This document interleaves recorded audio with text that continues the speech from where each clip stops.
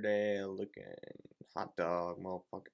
Okay, so this is this is Pochita theory, and what I'm trying to answer today is what is Pochita? And I also call this theory devil abstraction theory, which sounds really heady and a little bit assholey, but I promise you it's not as complicated as it sounds.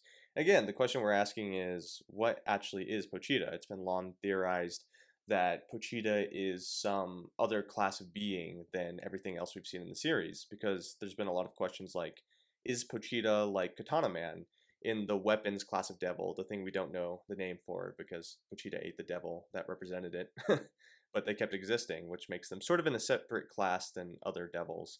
Is it like the darkness devil, like just a normal devil, but with unique powers for some reason? Or is it some third class of thing? I used a fiend to represent this, but it could be just something we don't know what it is yet, which I think is the predominant theory among most people in the fan base that I've heard. Obviously, I live under a rock and talk to like 4 people, so I'm not exactly plugged in, but this is the sense that I get that most people kind of fall behind. And my theory actually believes that Pochita is a devil, which obviously asks the question, how does a chainsaw devil become basically the god of the universe that actually can affect the laws of death, life, existence itself when, it's the fear of chainsaws? It doesn't really make sense why a chainsaw devil would be this powerful. And so I believe that devil powers can kind of work in an evolutionary framework. And so, what does that even mean? So, let me give a simple example. The fear of chickens, which that's not something I ever thought I'd say. The fear of chickens has been abstracted into a being, in this case, Bucky. And this is just a silly example to get the point, but after that, I'll get into how this affects Pochita specifically. But okay, the fear of chickens has actually become a physical being. So we have this schema in our head of what a chicken is, and there are fears related to that. Maybe minor fears because Bucky is so weak. But there are fears related to chickens. And let's say the fear of chickens like gives Bucky certain powers based on how those fears manifest. Okay, so let's say the fear of Bucky gives him the power to generate chicken wings. Like a really shitty, weak power. But we could understand that the power to create chicken wings could actually have different effects. Let's say maybe he has the ability to force people to eat chicken wings, which then makes people obese, right? Again, stupid example, but just bear with me. And so maybe then Bucky gets associated with actually obesity. And so the fear of chickens has actually become the fear of obesity. And that this fear that people have towards Bucky actually changes Bucky's nature. So that the fear people have of the chicken devil actually changes the power that the chicken devil has. In this way, Bucky has sort of evolved away from being the chicken devil into being sort of like the obesity devil, which, might actually be more powerful than the chicken devil.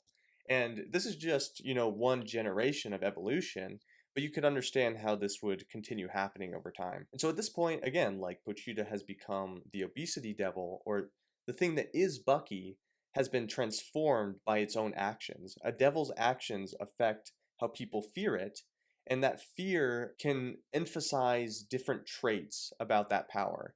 So it's not just the fear of chicken, but the fear of eating chicken has been emphasized, which then emphasizes the fear of obesity, thus changing Bucky. I know I'm beating this into the ground, but this makes a lot of sense how this could change Bucky's power, because fear has become a physical being that is changing its own existence by its own actions. And we see this in the series, like whether or not people fear Chainsaw Man make Chainsaw Man more or less powerful, which is really interesting. Okay, so basically I'm saying that devil abstraction theory is basically an evolutionary theory, because devils are abstracted into physical beings, and those physical beings' actions change how people fear them, which change their powers.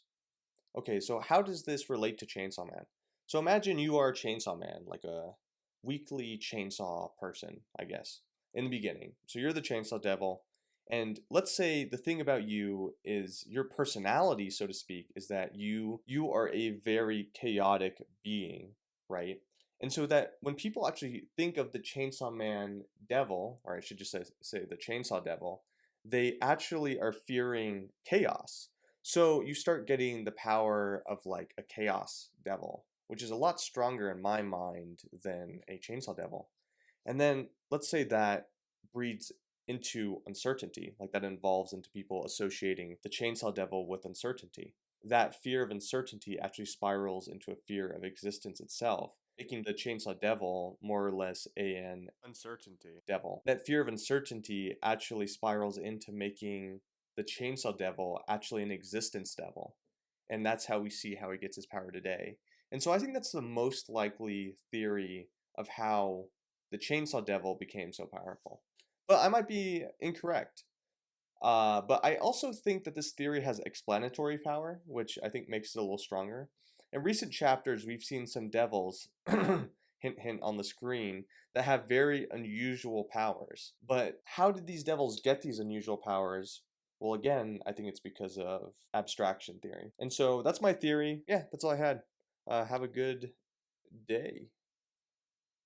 Bye. Ra ra oh da da da da na na na na. Oh, ain't a romance.